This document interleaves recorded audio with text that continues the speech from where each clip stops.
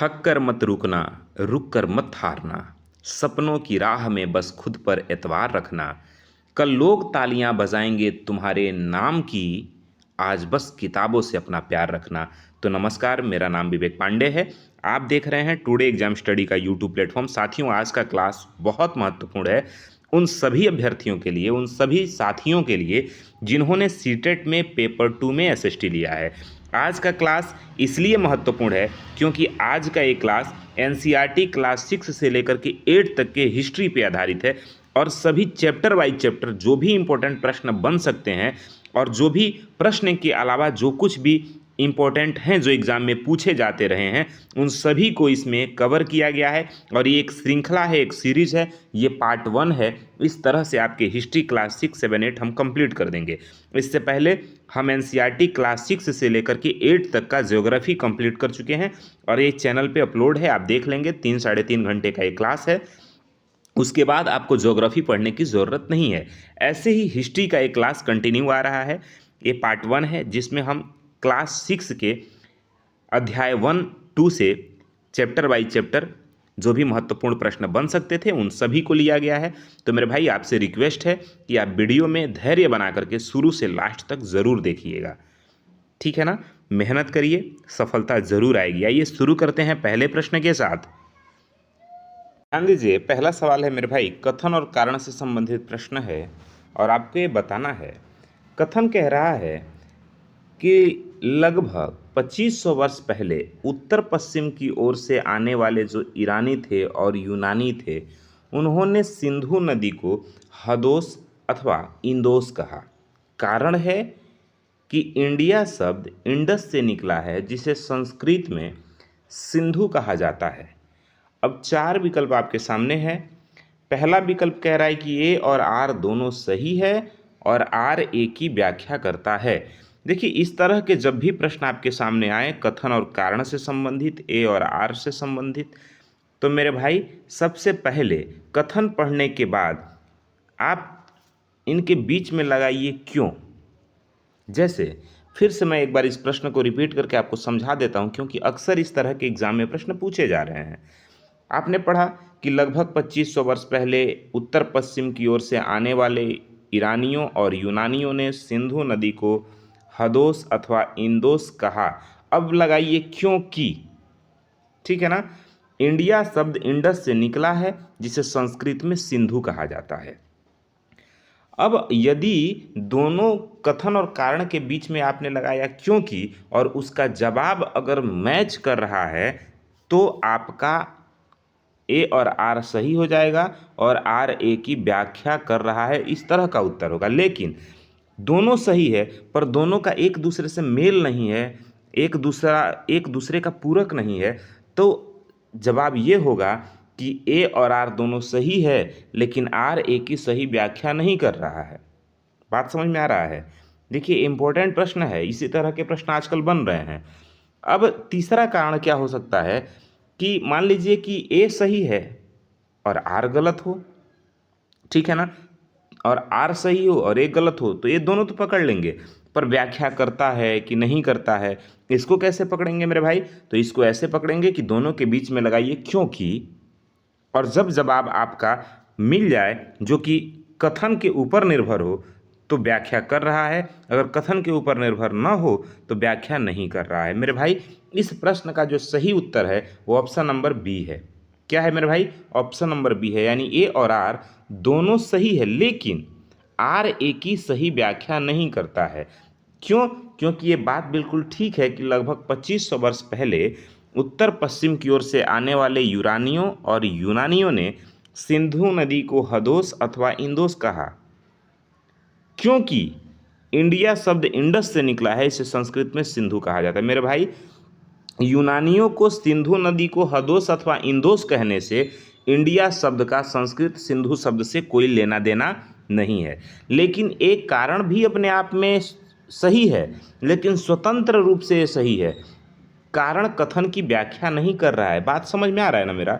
देखिए मेरे भाई, आप बहुत ध्यान से समझिए, कथन भी सही है, कारण भी सही है, यानी ये भी बात सही है कि इंडिया शब्द इंडस से निकला है जिसे संस्कृत में सिंधु कहते हैं। लेकिन मेरे भाई, संस्कृत में सिंधु कहना और ईरानियों और यूनानियों का सिंधु नदी को हदोस या इंदोस कहना, ये दोनों एक दूसरे से अलग अलग हैं।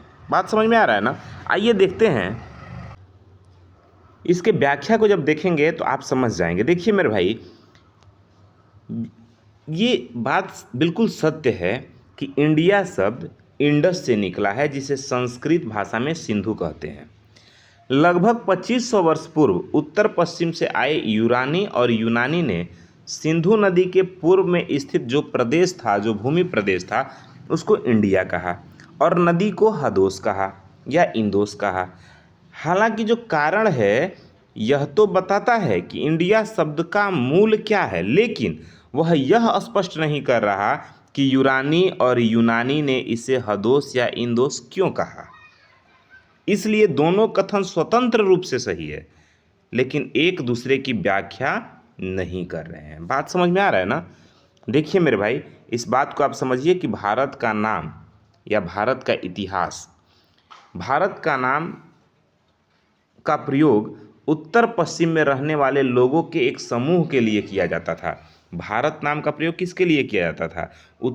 अच्छा, ये मैं जो आपको बता रहा हूँ मेरे भाई, ये सभी NCERT के किताब क्लास 6 से लेकर के 8 से सभी प्रश्न लिए गए हैं। अभी तो ये स्टार्टिंग का क्लास 6 का क्वेश्चन है। क्लास 6, अच्छा मैं चैप्टर वाइज चैप्टर प्रश्न लेके आ रहा हूँ। जैसे आपका जो NCERT का जो किताब है हमारा अतीत, उसके क्लास 6 के अध्याय 1 से ये सब प्रश्न अभी कर रहा हूँ मैं। प्रश्न ये सब अध्याय 1 से बन रहा है। इसलिए मेरे भाई आपसे रिक्वेस्ट है कि इस वीडियो को आप शुरू से लास्ट तक देखिए। मेरा आपके पूरा वीडियो देखने से सिर्फ इतना लालच है कि आप जब वीडियो को देखेंगे तो सीटेट में अच्छा स्कोर कर पाएंगे। क्योंकि मेरे भाई आप जानते हैं कि अब या पहले भी सीटेट अपने सभी प्रश्न NCERT से बनाता है। CBSE जो है ना, सभी प्रश्न NCERT से बनाता है। NCERT से इतर कहीं से प्रश्न नहीं लेता है और वहीं चैप्टर से प्रश्न उठाता है, और तब आपके लिए मुश्किल हो जाएगा मेरे भाई अगर आप NCERT नहीं पढ़े रहेंगे। तो इसलिए मैंने क्या किया है, मैंने एक प्रयास किया है कि मैं हर चैप्टर से जो भी महत्वपूर्ण फैक्ट हैं, जो भी महत्वपूर्ण क्वेश्चन बन सकते हैं, उन सभी को मैं आपके NCERT के ही पैटर्न पे क्वेश्चन बनाया गया है। ठीक है ना? और समझिए, ऋग्वेद में इस समूह का, यानी जो भरत नाम का ये जो समूह है, जो उत्तर पश्चिम में रहने वाले लोगों के लिए प्रयोग किया जाता है, इस समूह का पहला उल्लेख संस्कृत की लगभग 2500 वर्ष पुरानी एक कृति है जिसका नाम ऋग्वेद है। उस ऋग्वेद में भरत नाम का जिक्र मिलता है, और वो भरत नाम किसी देश के लिए नहीं हुआ है, बल्कि उत्तर पश्चिम में रहने वाले लोगों के एक समूह के लिए किया गया है। ठीक है? तो ये फैक्ट और ये बात सभी ध्यान रखिएगा मेरे भाई। अगर हम ऋग्वेद की बात कर रहे हैं तो आप ध्यान रखिएगा, 1028 सूक्त हैं इसमें और 10 मंडल है। ठीक है ना? इसी में प्रसिद्ध मंत्र गायत्री मंत्र का उल्लेख हुआ है, जो भगवान सविता के लिए, यानी भगवान सूर्य के लिए इसका उल्लेख किया गया है। सूर्य को समर्पित ये मंत्र है, ये ध्यान रखिएगा। साथ में अगर आपने NCERT पढ़ा है तो आप ज़रूर कमेंट करके हमें ये बताइए कि ऋग्वेद में गंगा नदी का उल्लेख कितनी बार हुआ है। अब हम आगे बढ़ते हैं अगले प्रश्न की तरफ। देखिए, प्रश्न अब आपके सामने ये है कि पांडुलिपियों के संदर्भ में निम्नलिखित कथनों पर विचार कीजिए। पहला कथन है मेरे भाई कि पांडुलिपियां प्रायः ताड़पत्रों अथवा हिमालय क्षेत्र में उगने वाले भुर्ज नामक पेड़ की छाल से तैयार भोजपत्र पर लिखी मिलती है। ठीक है ना? पांडुलिपियां। दूसरा कथन कह रहा है कि प्राचीन काल में पांडुलिपियों को लिखने के लिए केवल संस्कृत भाषा का ही प्रयोग किया जाता था। अब आपको ये बताना है कि उपरोक्त में से कौन से कथन सत्य हैं, यानी सही हैं। आपके सामने 4 विकल्प है, आप बताइए। पहला कह रहा है कि क्या ए सही, पहला कथन सही है, बी कह रहा है केवल दूसरा सही है, सी कह रहा है मेरे भाई कि पहला और दूसरा दोनों सही है, और डी कह रहा है ना तो पहला सही है और ना ही दूसरा कथन सही है। मेरे भाई अगर हम सत्य कथन की बात करें तो विकल्प ए सही हो जाएगा, यानी पांडुलिपियां ताड़पत्रों अथवा हिमालय क्षेत्र में उगने वाले भुर्ज नामक पेड़ की छाल से तैयार भोजपत्र पर लिखी मिलती हैं। मेरे भाई ध्यान रखिएगा, हाथ से लिखी होने के कारण इसे पांडुलिपि कहा गया है। ठीक है, क्या कहा गया है? पांडुलिपि कहा जाता है, जो ताड़पत्र या हिमालय क्षेत्र के भुर्ज नामक पेड़ की छाल से बने भोजपत्र पर लिखी जाती थी। कथन दूसरा गलत है। क्यों गलत है मेरे भाई? क्योंकि इन पुस्तकों में केवल संस्कृत नहीं बल्कि पाली, तमिल भाषा का भी प्रयोग मिलता है। सबसे महत्वपूर्ण बात यह है कि प्राकृत भाषा का प्रयोग आम लोग करते थे, ध्यान रखिएगा। वहीं साथियों ये भी ध्यान रखिएगा कि जो मैन्युस्क्रिप्ट है यानी पांडुलिपि है, तो मैन्युस्क्रिप्ट शब्द की उत्पत्ति मैन्युस्क्रिप्ट शब्द लैटिन शब्द मेनू से निकला है। फिर से समझिए, जो मैन्युस्क्रिप्ट शब्द है ना, वो लैटिन भाषा के मेनू शब्द से निकला है, जिसका अर्थ होता है हाथ। ठीक है ना? अच्छा, अब ये जान लीजिए कि ये पांडुलिपियाँ मिलती कहाँ से थीं, कहाँ रखी जाती थीं। ये सभी आपके एनसीईआरटी में इसका जिक्र है, इस तरह से बताया गया है। देखिए मेरे भाई, पांडुलिपियाँ या अक्सर जो भी पांडुलिपियाँ होती थीं वो अक्सर मंदिरों में या बिहारों में प्राप्त होती थी, जिनमें धार्मिक मान्यताओं, राजाओं के जीवन और विज्ञान आदि की चर्चा मिलती थी। पांडुलिपियों में अक्सर किसी राजा की प्रशंसा मिलती थी या राजा के बारे में जानकारी मिलती थी। ठीक है ना? क्योंकि उस समय लिखने का साधन वही था। आगे अगले प्रश्न की तरफ बढ़ते हैं। तो अगला प्रश्न है कि अभिलेखों और पुरातत्वविदों के संबंध में निम्नलिखित में से कौन सा कथन असत्य है? बताइए। अभिलेख या पुरातत्वविद के संबंध में कौन सा कथन असत्य है? पहला कथन है कि अभिलेख पत्थर अथवा धातु जैसे अपेक्षाकृत कठोर सतहों पर उत्कीर्ण किए जाते थे। दूसरा कथन है कि शासक अपने आदेशों को अभिलेखों पर उत्कीर्ण करवाते थे ताकि लोग इन्हें देखें और पढ़ सकें। सी कह रहा है कि पुरातत्वविद केवल अमूर्त या लिखित इतिहास का अध्ययन करते हैं, वे खुदाई नहीं करते हैं।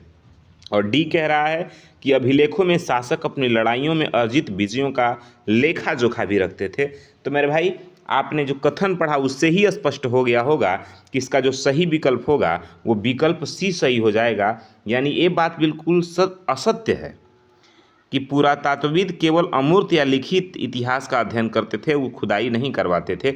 ये असत्य कथन है। अब चूंकि हमसे असत्य पूछा गया था तो हमारा जो विकल्प सही होगा ऑप्शन नंबर सी हो जाएगा। ध्यान रखिएगा मेरे भाई, विकल्प सी सही है आपका, ये आपको ध्यान रखना है।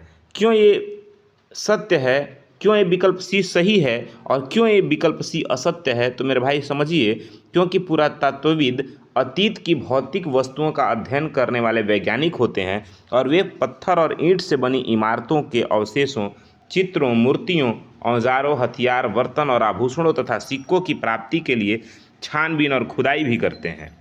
इसलिए विकल्प सी गलत है। अब चूंकि हमसे असत्य कथन पूछा गया था तो विकल्प सी हमारा सही जवाब हो जाएगा।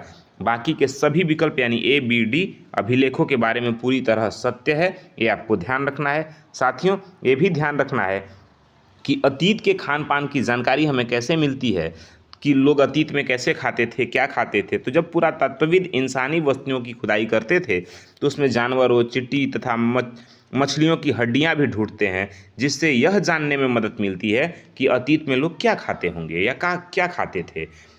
अच्छा, कृषि की साक्ष्य की बात करें कि कैसे वो पता करते थे कि कहाँ पे कौन से कृषि का साक्ष्य मिला है, तो ध्यान रखिए मेरे भाई, प्राचीन काल के अन्न के दाने या लकड़ी के टुकड़े जल जाते थे तो वे झुलसा हुआ रूप में बचे रहते थे, जिनका अध्ययन पुरातत्वविद करते थे। ये ध्यान रखना है। और वो फिर बताते हैं कि कहाँ पे कृषि के क्या साक्ष्य मिले हैं। आगे अगले प्रश्न की तरफ चलते हैं मेरे भाई। देखिए, प्रश्न ये है कि पाषाण काल के विभाजनों के संदर्भ में निम्नलिखित कथनों पर विचार कीजिए। ध्यान रखिए मेरे भाई, पाषाण काल के विभाजनों के संदर्भ में अगर हम इस कथन पे विचार करें तो पहला कथन कह रहा है कि मानव इतिहास की लगभग 99% कहानी पूरा पाषाण काल के दौरान घटित हुई। ठीक है।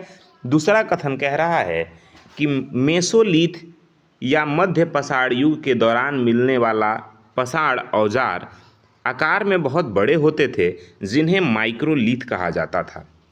अब आपके सामने ये 4 विकल्प हैं। सही विकल्प का चयन करिए और बताइए। साथ में आप कमेंट भी करिए कि कौन सा उत्तर सही होगा, या अगर आपको किसी प्रश्न में कोई डाउट है या कोई बात हो तो आप कमेंट करके बता सकते हैं। ठीक है। देखिए, आप कभी ये ना सोचिए कि हम आपको पढ़ा रहे हैं। आपके अपने भाई हैं और प्रयास कर रहे हैं कि आपको वो बता दें जो मेरा अनुभव रहा है। ठीक है ना। तो जो हमने अनुभव किया है, जिस तरीके से मैंने सीटेट क्वालिफाई किया है और नौकरी पाया है, उस हिसाब से मैं आपको बताने का प्रयास करता हूँ कि आप भी सरकारी नौकरी पा करके अपने माँ बाप के सपनों को, अपने खुद के नज़रों में खुद को बड़ा बनाने का आप काम करें। ठीक है ना। दुनिया को तो बाद में दिखाना है कि आप क्या हैं, पहले आपको अपने खुद को खुद की नज़रों में ही बड़ा बनाना ज़रूरी है। क्योंकि मेरे भाई, जो इंसान खुद की नज़रों में गिर जाता है वो फिर किसी की नज़रों में उठ नहीं पाता है, ना खुद की नज़रों में उठता है। ठीक है ना। तो आप खुद को साबित करिए कि आप क्या हैं, फिर दुनिया को साबित करिएगा कि आप हैं क्या। देखिए मेरे भाई, इसका सही जो उत्तर होगा ऑप्शन नंबर ए हो जाएगा, यानी केवल पहला कथन सत्य है। यानी ये बात बिल्कुल ठीक है। मानव इतिहास की लगभग 99% कहानी पूरा पाषाण काल के दौरान घटित हुई है। ये बात बिल्कुल ठीक है, ध्यान रखिएगा। देखिए मेरे भाई, क्योंकि पूरा पाषाण काल 20 लाख साल पहले से 12,000 साल पहले के दौरान माना जाता है, और मानव इतिहास की सभी लगभग 99% घटनाएं इसी में घटित हुई हैं। मेरे भाई, दूसरा कथन गलत क्यों है? क्योंकि मध्य पाषाण काल मेसोलिथ के औजार बहुत बड़े नहीं बल्कि आमतौर पर बहुत छोटे होते थे। मध्य पाषाण काल को क्या कहा गया है? मेसोलिथ कहा गया है। और मेसोलिथ के औजार बहुत बड़े नहीं बल्कि बहुत छोटे होते थे, जिसके कारण ही इन्हें माइक्रोलिथ यानी लघु पाषाण कहा जाता है। इन औजारों में हड्डियों या लकड़ियों के मूठे लगे हंसिया और आरी जैसे औजार मिलते थे। ठीक है ना। ध्यान रखिए मेरे भाई कि जिस काल में हमें पर्यावरणीय बदलाव मिलते हैं उसे ही हम मध्य पाषाण युग कहते हैं। ठीक है ना। क्या कहते हैं? मध्य पाषाण युग यानी मेसोलिथ कहते हैं। मेरे भाई, ये भी ध्यान रखिए, पूरा पाषाण को 3 भागों में बांटा गया है। पूरा पाषाण काल को कितने भाग में बांटा गया है? 3 भाग में। आरंभिक पूरा पाषाण काल, मध्य पूरा पाषाण काल और उत्तर पूरा पाषाण काल। ठीक है ना। ठीक है, बात समझ में आ रहा है? देखिए, इस बात को बहुत ध्यान से समझिए कि पूरा पाषाण काल 20 लाख साल पहले से 12,000 साल पहले के दौरान माना गया है। ठीक है ना। अच्छा, पूरा यानी होता है प्राचीन और पाषाण यानी होता है पत्थर। ठीक। तो पूरा पाषाण यानी प्राचीन पत्थर। ठीक है ना। इस काल को 3 भाग में बांटा गया है, मैंने जैसा कि अभी आपको बताया। मेरे भाई, ध्यान रखिए, इसको प्रारंभिक, मध्य और उत्तर पूरा पाषाण युग में बांटा गया है। अच्छा, जो मध्य पाषाण युग है ना, यानी मेसोलिथ जो है, मिडिल स्टोन, जिस काल में हमें पर्यावरणीय बदलाव मिलते हैं उसे मेसोलिथ यानी मध्य पाषाण युग कहते हैं। और इसका समय लगभग 12,000 साल पहले से लेकर के 10,000 साल पहले तक है। कब से? 12,000 साल पहले से लेके 10,000 साल पहले तक है। और इस काल के पाषाण औजारों आमतौर पर इस समय के जो औजार होते थे ना, आमतौर पर बहुत छोटे होते थे। यानी मध्य पाषाण युग के जो औजार होते थे आमतौर पर बहुत छोटे होते थे, इसलिए इन्हें माइक्रोलिथ कहा गया, यानी लघु पाषाण कहा गया। ठीक है ना। तो ये ध्यान रखिएगा। आगे हम बढ़ते हैं, अगले प्रश्न की तरफ चलते हैं। प्रश्न ये है कि कथन और कारण से संबंधित प्रश्न है, और प्रश्न है कि जो बुर्ज होम है वर्तमान के कश्मीर में, पुरातत्वविदों को गर्तवास यानी गड्ढे के नीचे बने घरों के साक्ष्य मिले हैं। कारण है कि इन घरों में उतरने के लिए सीढ़ियाँ होती थी जो लोगों को ठंड के मौसम में सुरक्षा प्रदान करती थी। अब आपको बताना है 4 विकल्प हैं, कौन सा विकल्प सही होगा।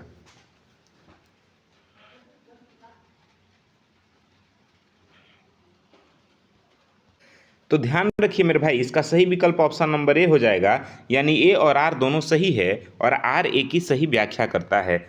मतलब समझिए मेरे भाई, नव पाषाण काल का एक प्रसिद्ध पुरा स्थल है जिसे बुर्ज़होम कहा गया, जो वर्तमान के कश्मीर में है। वहाँ के लोग गड्ढे के नीचे घर बनाते थे जिन्हें गर्तवास कहा जाता है। इन घरों के अंदर उतरने के लिए सीढ़ियाँ बनी होती थी। कश्मीर की अत्यधिक सर्द और जलवायु, जो वहाँ जानते हैं ठंड बहुत ज़्यादा है, तो वहाँ सर्दी और ठंडी को देखते हुए ये गड्ढे नुमा घर लोगों को ठंड के मौसम में सुरक्षा प्रदान करते थे। ठीक है ना, लोगों को ठंड के मौसम में सुरक्षित रखते थे। ठीक, तो इसलिए हमारा कथन और कारण दोनों सही है, ये ध्यान रखिएगा, और दोनों एक दूसरे के पूरक हैं। कथन कारण की व्याख्या कर रहा है। मेरे भाई, लोगों की जो बसने की प्रक्रिया है ना, रहने की प्रक्रिया, लोगों द्वारा पौधे उगाने और जानवरों की देखभाल करने को बसने की प्रक्रिया का नाम दिया गया, बसने की प्रक्रिया कहा गया।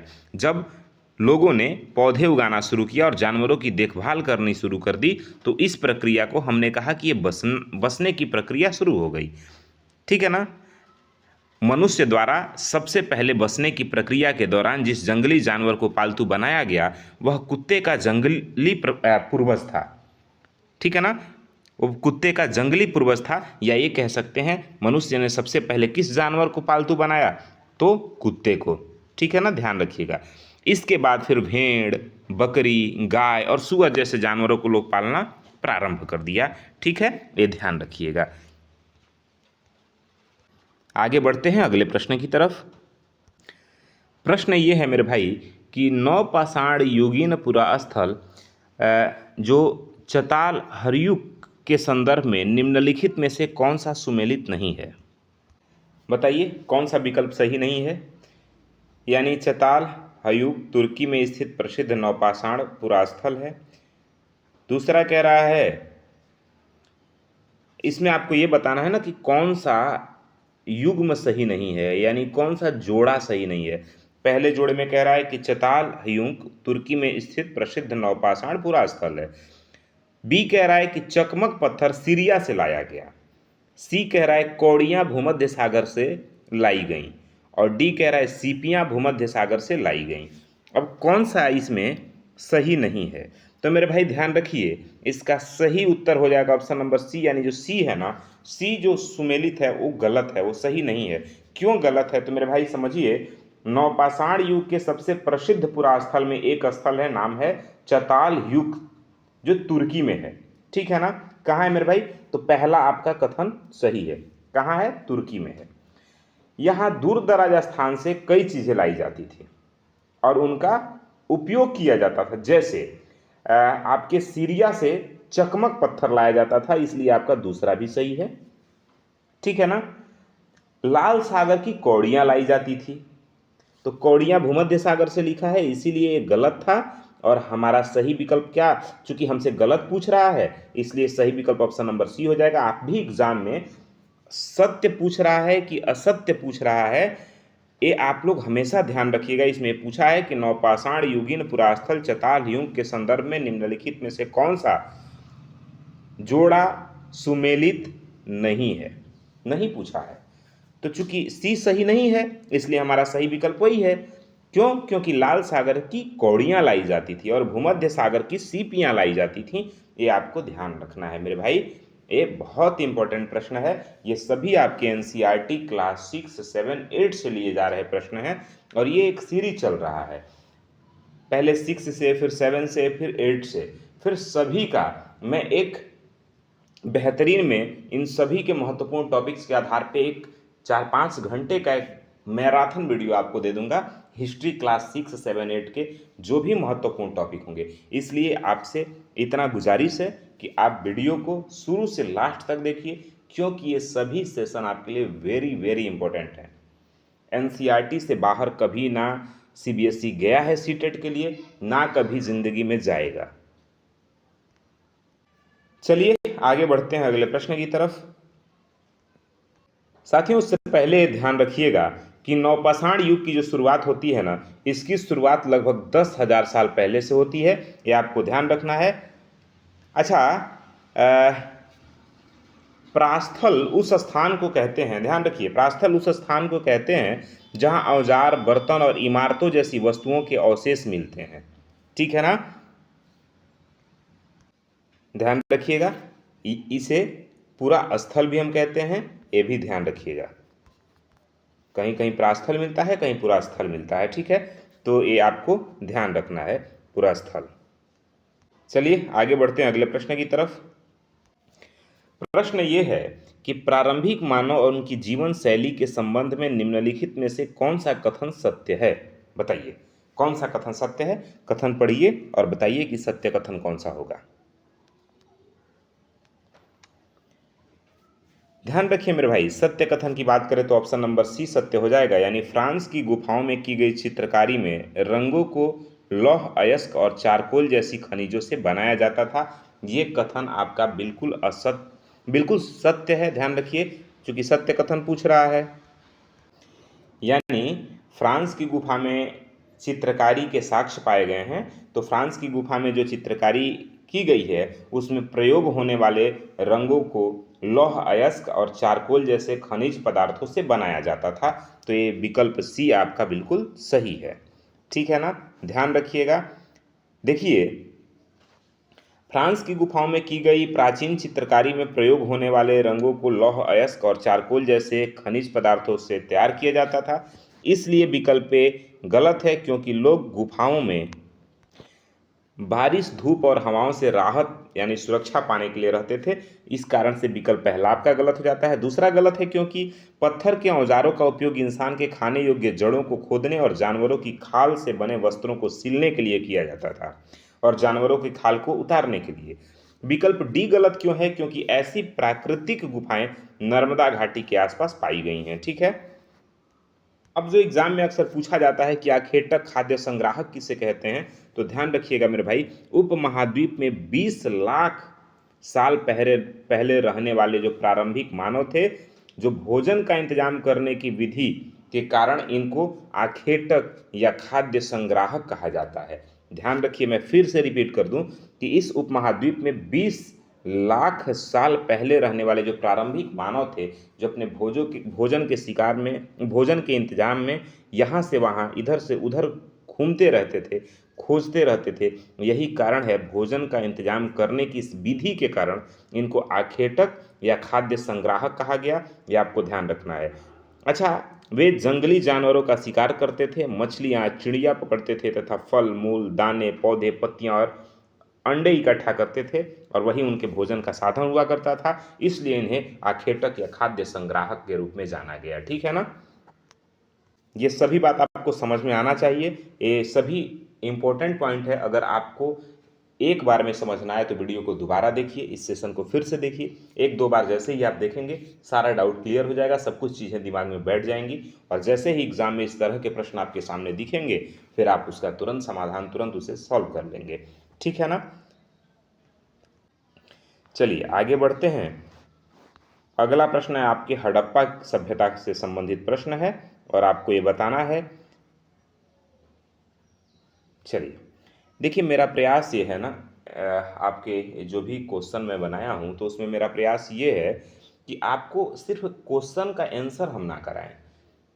हमने प्रयास ये किया है कि एक क्वेश्चन से आपको 10 क्वेश्चन के बारे में जानकारी हो, 10 उत्तर आपको पता चले, उसके आसपास के 10 तरह की जानकारियाँ आपको मिले।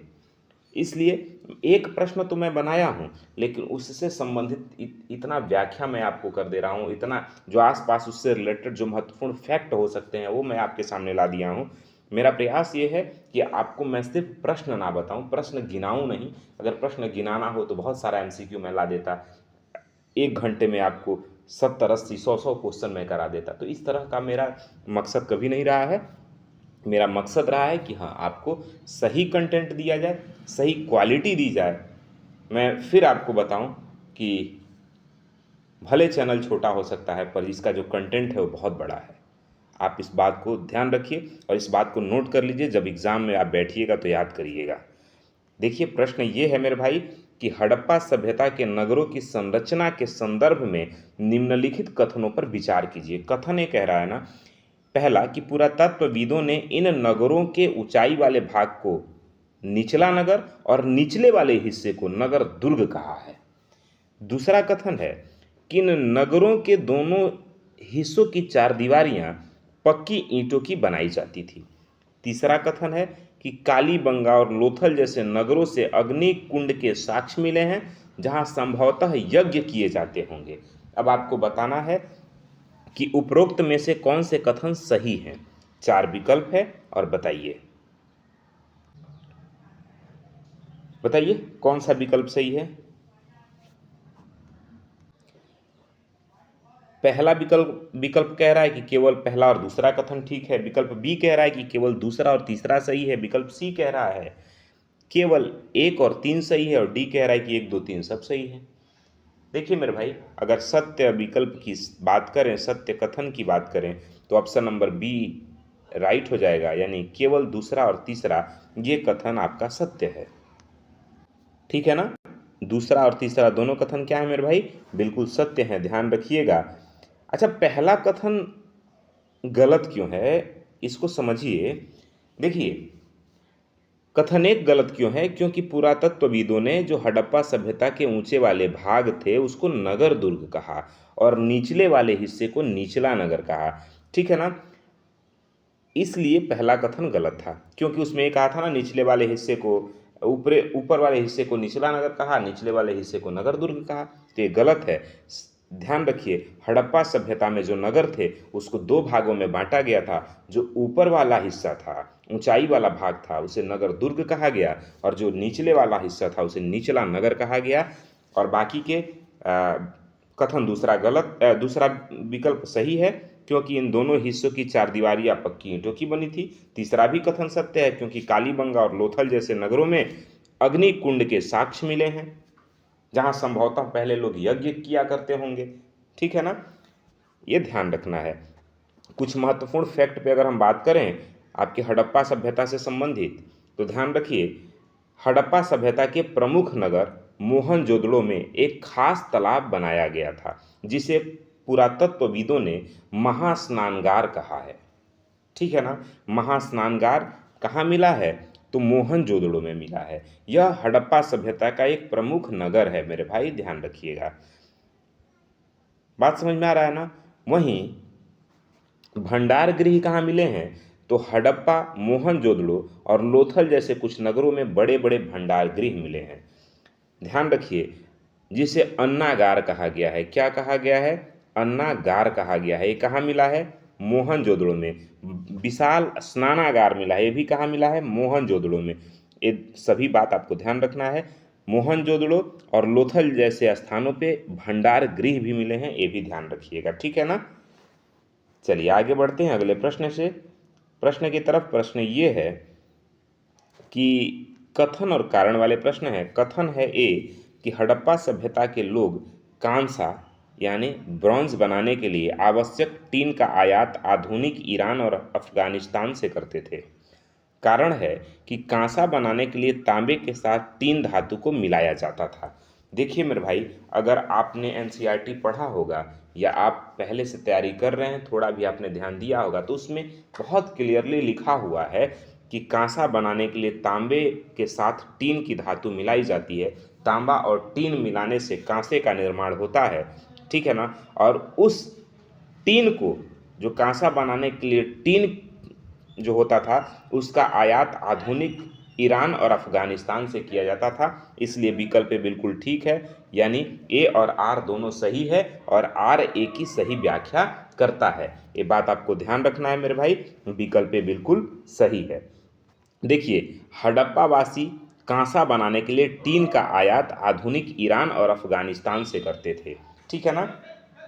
तो यहाँ ये जो मैं आपको ये बताना चाह रहा हूँ, ये समझिए कि जो कारण है वो पूरी तरह सही है, क्योंकि कांसा बनाने के लिए तांबे के साथ टीन को मिलाया जाता है। चूंकि कारण स्पष्ट रूप से ये समझा रहा है आपको कि टीन की आवश्यकता कांसा बनाने के लिए क्यों थी, इसलिए यह कथन सही है और इसकी व्याख्या भी सही है। आपको यहाँ ये समझाया जा रहा है ना कि टीन की आवश्यकता कांसा बनाने के लिए होती थी, और टीन कहाँ से आता था, तो ईरान और अफगानिस्तान से। इसलिए एक कथन और कारण दोनों एक दूसरे के पूरक हैं। कथन और कारण व्याख्या कर रहे हैं एक दूसरे के, इसलिए पहला विकल्प आपका सही है। ध्यान रखिए मेरे भाई, तांबा और सोना, ठीक है ना, इसका आयात हड़प्पा के लोग, तांबे का आयात आज के राजस्थान और पश्चिम एशियाई देश जैसे ओमान से करते थे। तांबे का आयात कहाँ से होता था? तो तांबे का आयात हड़प्पा वासी जो लोग होते थे, आज के राजस्थान और पश्चिम एशियाई देश जैसे कि ओमान है, वहाँ से करते थे। मिलान वाला प्रश्न आएगा तो ध्यान रखिएगा, जैसे पूछ देगा तांबा का आयात कहाँ से होता था, तो राजस्थान से और ओमान से, जबकि सोना का आयात आधुनिक कर्नाटक से होता था, ये ध्यान रखिएगा। ठीक है। कीमती पत्थरों का जो आयात होता था वो मुख्य रूप से गुजरात, ईरान और अफगानिस्तान से होता था। देखिए मेरे भाई, मैं फिर से रिक्वेस्ट करता हूँ, इसको ध्यान से समझिए, क्योंकि मिलाने वाले प्रश्न आ जाएंगे तो आप फंस जाएंगे। तांबा कहाँ से मंगाया जाता था? तो तांबा आता था राजस्थान से और ओमान से, दोनों याद रखिएगा। सोना कहाँ से हड़प्पावासी मंगाते थे, आयात करते थे? तो सोना कर्नाटक से। कहाँ से? कर्नाटक से। बहुमूल्य पत्थर, कीमती पत्थर कहाँ से आते थे? तो यह आते थे गुजरात, ईरान और अफगानिस्तान से। ये सभी बात आपको ध्यान रखना है, ये तीनों फैक्ट वेरी वेरी इंपॉर्टेंट है। आइए बढ़ते हैं अगले प्रश्न की तरफ। अगला प्रश्न आपके सामने है, कह रहा है कि ऋग्वेद के संदर्भ में निम्नलिखित कथनों में से कौन सा कथन असत्य है, इनकरेक्ट है, आपको ये बताना है।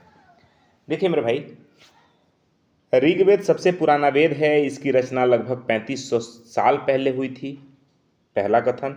दूसरा कथन, ऋग्वेद में 1000 से ज़्यादा प्रार्थनाएं हैं जिन्हें सूक्त कहा गया है, दूसरा कथन। ऋग्वेद की भाषा प्राकृत संस्कृत या वैदिक संस्कृत कहलाती है, तीसरा कथन। चौथा, कि प्राचीन काल में ऋग्वेद का नियमित रूप से पाठ यानी पढ़ना और लेखन किया जाता था, चौथा कथन। अब आपको असत्य कथन बताना है कि कौन सा कथन गलत है। तो ध्यान रखिए मेरे भाई, जो असत्य कथन होगा ना, ऑप्शन नंबर डी हो जाएगा। क्यों डी होगा असत्य, तो इसको समझिए। पहली बात तो तीनों सत्य है, ये जान लीजिए। ऋग्वेद सबसे पुराना वेद है, इसकी रचना लगभग 3500 साल पहले हुई है, 3500 वर्ष पहले हुई है। ये आपके एनसीईआरटी के क्लास 6 वाले हिस्ट्री वाले किताब में दिया है। दूसरा, ऋग्वेद में 1000 से ज़्यादा प्रार्थनाएं हैं जिन्हें सूक्त कहा गया है। मेरे भाई ध्यान रखिएगा कि ऋग्वेद में 1028 सूक्त हैं। कितने? 1028, और 10 मंडल हैं, ठीक है ना। और इन्हीं जो 1028 सूक्त हैं, इन्हें प्रार्थना या सूक्त कहा जाता है, तो दूसरा कथन भी सही है। तीसरा, कि ऋग्वेद की भाषा प्राकृत संस्कृत या वैदिक संस्कृत कहलाती है, ये भी सही कथन है। लेकिन मेरे भाई, प्राचीन काल में ऋग्वेद का नियमित रूप से पढ़ना और लेखन किया जाता था, ये गलत है। क्यों? क्योंकि उस समय लिखने की साधन उपलब्ध नहीं थी, इसलिए वेदों को पढ़ा जाता था और सुना जाता था, सुन के याद किया जाता था, फिर वही याद किया हुआ दूसरे पीढ़ी को पढ़ाया जाता था, फिर वो याद करके आने वाले पीढ़ी को पढ़ाते थे। इसलिए वेद जो सुन सुन के पढ़ाया गया, इसलिए सुनी हुई परंपरा से पढ़ाने के कारण ऋग्वेद का दूसरा नाम है श्रुति। ऋग्वेद का दूसरा नाम क्या है? श्रुति है। क्यों? क्योंकि सुन सुन के पढ़ाया गया, इसलिए सुन सुन के पढ़ाने के कारण ऋग्वेद का जो दूसरा नाम हो गया वो श्रुति हो गया। ध्यान रखिएगा, क्या नाम है? श्रुति नाम है। श्रवण करके पढ़ाया गया, हमने सुना, फिर हमने आगे वाले पीढ़ी को पढ़ाया सुन के, फिर वो सुन के याद करके आगे वाले पीढ़ी को पढ़ाया, तो इसको क्या कहा गया? ठीक है ना, क्योंकि ये श्रवण परंपरा से पढ़ी जाती थी। विकल्प डी गलत था, और चूंकि हमसे असत्य पूछ रहा है इसलिए हमारा ऑप्शन डी सत्य हो जाता है। ठीक, आगे बढ़ते हैं। अच्छा, कुछ महत्वपूर्ण फैक्ट है, ध्यान रखिए। सुक्त का शाब्दिक अर्थ होता है अच्छी तरह से बोला गया। अच्छा, साथ में एक और चीज़ ध्यान रखिएगा, फ्रेयंस क्या है? यह पत्थर और शंख प्राकृतिक रूप से मिलते हैं, लेकिन जो फ्रेयंस होता है ना, इसे कृत्रिम रूप से बनाया जाता है, तैयार किया जाता है, जिसके ऊपर चिकनी परत के रंग प्रायः नीले या हल्के समुद्री रंग के होते थे, और इसको कृत्रिम रूप से फ्रेयंस तैयार की जाती है। तो ये ध्यान रखिएगा, ठीक है ना। मिलान वाले प्रश्न में हो सकता है पूछ दे कि फ्रेयंस का निर्माण कैसे होता है, तो यह कृत्रिम रूप से होता है, वहीं पे पत्थर और शंख प्राकृतिक रूप से मिलते हैं, ठीक है ना। चलिए अगले प्रश्न की तरफ चलते हैं। प्रश्न है कि महाजनपदों के संदर्भ में निम्नलिखित कथनों पर विचार कीजिए। पहला कथन है कि महाजनपदों के राजाओं द्वारा नियमित रूप से कर वसूलने के लिए फसलों पर लगाए गए कर को भाग कहा जाता था। दूसरा कथन है कि यह कर सामान्यतः उपज का 1/6वां हिस्सा निर्धारित किया जाता था, क्योंकि अधिकांश लोग कृषक ही थे। अब आपको ये बताना है कौन से कथन सत्य हैं यानी कि सही है। मेरे भाई, आप जब इसको पढ़ेंगे तो आप पाएंगे कि जो विकल्प सी है ना वो बिल्कुल सही है, यानी पहला और दूसरा दोनों कथन हमारे क्या हैं, सत्य हैं। ध्यान रखिए मेरे भाई, क्योंकि करीब 2500 साल पहले कुछ जनपद अधिक महत्वपूर्ण हो गए जिन्हें महाजनपद कहा जाने लगा। ठीक है ना। इन महाजनपदों के राजा उपहारों पर निर्भर न रहकर अब नियमित कर यानी टैक्स वसूलने लगे थे। चूंकि अधिकांश लोग किसान थे, इसलिए फसलों पर लगाया गया जो कर था वो सबसे महत्वपूर्ण था, जो कि उपज का 1/6 भाग था। इसे ही भाग कहा गया, भाग कहा जाता था। ठीक है ना, ये ध्यान रखिएगा। साथ में मेरे भाई ये भी ध्यान रखिएगा, आपके वहीं पे एक कॉर्नर में ये लिखा हुआ था एनसीईआरटी के किताब में, तो मैं इसको महत्वपूर्ण फैक्ट के रूप में लिख दिया हूँ। देखिए, लिखा ये था ना कि महापाषाण, महापाषाण का शाब्दिक अर्थ होता है बड़ा पत्थर, जो लोगों द्वारा कब्र बनाने के लिए लगाए जाते थे। यह प्रथा लगभग 3000 साल पहले दक्कन, दक्षिण भारत, उत्तर पूर्वी भारत और कश्मीर में प्रचलित थी। ठीक है ना। अच्छा, जो पुरातत्वविद थे, उन्होंने कई जनपदों की, कई बस्तियों की खुदाई करवाई, जिनमें दिल्ली का पुराना किला, उत्तर प्रदेश में मेरठ के पास हस्तिनापुर और एटा के पास अंतरजी खेड़ा प्रमुख है। यहाँ से खुदाई करवाने के बाद मेरे भाई यहाँ से चित्रित धूसर पात्र मिले। ठीक है ना, चित्रित धूसर पात्र के रूप में विशेष प्रकार के बर्तन मिले हैं। ठीक है, ये ध्यान रखिएगा। अच्छा, ये चित्रित धूसर पात्र कहाँ से मिले हैं, तो यह मेरठ में हस्तिनापुर और एटा के पास अंतरजी खेड़ा है, वहाँ से चित्रित धूसर पात्र मिले हैं। ठीक है ना, ये ध्यान रखिएगा। आगे बढ़ें अगले प्रश्न की तरफ। प्रश्न है कि हड़प्पा सभ्यता के नगरों के जल निकास प्रणाली के संदर्भ में निम्नलिखित कथन पर विचार कीजिए। कथन है कि सड़कों और गलियों को लगभग एक ग्रिड पद्धति पर बनाया गया था और एक दूसरे को समकोण पर काटती थी। दूसरा कथन है कि घरों की नालियों को गली के नालियों से जोड़ा जाता था, जो बाद में बड़े नालों में जाकर मिलती थी। तीसरा कथन है कि नालों को पूरी तरह खुला रखा जाता था ताकि उनकी सफाई आसानी से हो सके। अब आपको ये बताना है कि कौन सा कथन सत्य है। तो मेरे भाई, इसका विकल्प सी सही है, ध्यान रखिएगा। क्यों? क्योंकि पहला और दूसरा कथन हमारा सही है, तीसरा कथन असत्य है। देखिए मेरे भाई, तीसरा कथन असत्य क्यों है? क्योंकि नालों को खुला नहीं रखा जाता बल्कि ढका जाता था। इनमें जगह जगह पर मैन होल रखा जाता था, जिसे निरीक्षण गड्ढा कहा जाता था। क्यों? क्योंकि इन गड्ढों से समय समय पर इनकी सफाई की जा सके। तो बाकी सब पैक रहता था, लेकिन जगह जगह पे एक मेन होल छोड़ दिया जाता था जहाँ से इसकी सफाई संभव हो सके। मेरे भाई, हड़प्पा के नगरों में घर, नालियाँ और सड़कों का निर्माण एक सुनियोजित तरीके से और बेहतरीन तरीके से किया जाता था। यह जो नगर प्रणाली थी, यह दर्शाती है कि हड़प्पा सभ्यता के लोग स्वच्छता और स्वास्थ्य के प्रति जागरूक थे, क्योंकि नालियों को ढकना, जगह जगह पे मेन होल रखना, ये और सड़कें एक दूसरे को समकोण पे काटना, मतलब स्वास्थ्य और सुरक्षा दोनों के प्रति जागरूक थे, स्वच्छता के प्रति जागरूक थे। ये हड़प्पा के इस नगर प्रणाली से हमें पता चलता है। ठीक है ना। अगला प्रश्न है कि हड़प्पा सभ्यता के लोग, कथन कारण वाले प्रश्न है कि हड़प्पा सभ्यता के लोग कृषि के साथ साथ बड़े पैमाने पर पशुपालन भी करते थे। कारण है कि हड़प्पा स्थलों से भेड़, बकरी, गाय, भैंस जैसे पालतू जानवरों की हड्डियां मिली हैं। अब आपको बताना है कौन सा कथन सही है, कौन सा विकल्प सही है। ध्यान रखिए मेरे भाई, इसका सही विकल्प ऑप्शन नंबर ए हो जाएगा, यानी ए और आर दोनों सही है और आर ए की यानी कथन कारण की सही व्याख्या करता है। ये आपको ध्यान रखना है। साथ में ये भी ध्यान रखिएगा कि खिलौने के हल कहाँ से मिले हैं। तो ये ध्यान रखिए कि खेती के लिए हल का प्रयोग किया जाता था, खेती के लिए हल का प्रयोग किया जाता था उस वक्त, इसलिए वास्तविक हल जो लकड़ी के बने होते थे वो तो नष्ट हो गए होते, मिले नहीं, लेकिन मिट्टी के बने हल के खिलौने बनवाली और हरियाणा से मिले हैं। सवाल पूछा जाए कि मिट्टी के बने खिलौने और मिट्टी के बने हल कहाँ से प्राप्त हुए हैं, तो बनमाली और हरियाणा से, ठीक है ना। अच्छा, इस क्षेत्र में वर्षा कम होती थी, इसलिए सिंचाई के लिए पानी का संचय किया जाता था, और धौलावीरा में इसके लिए जलाशय भी मिले हैं। धौलावीरा में क्या बना है, जलाशय बना है, ध्यान रखिएगा, ठीक है ना। चलिए, तो आज का क्लास इतना ही, बाकी हम फिर नए पार्ट में, ये पार्ट 1 है आपका हिस्ट्री का, पार्ट 2 इस तरह से हम क्रम से इस सीरीज को आगे बढ़ाएंगे। बाकी फिर मिलते हैं अगले क्लास में मेरे भाई, तब तक के लिए जय हिंद।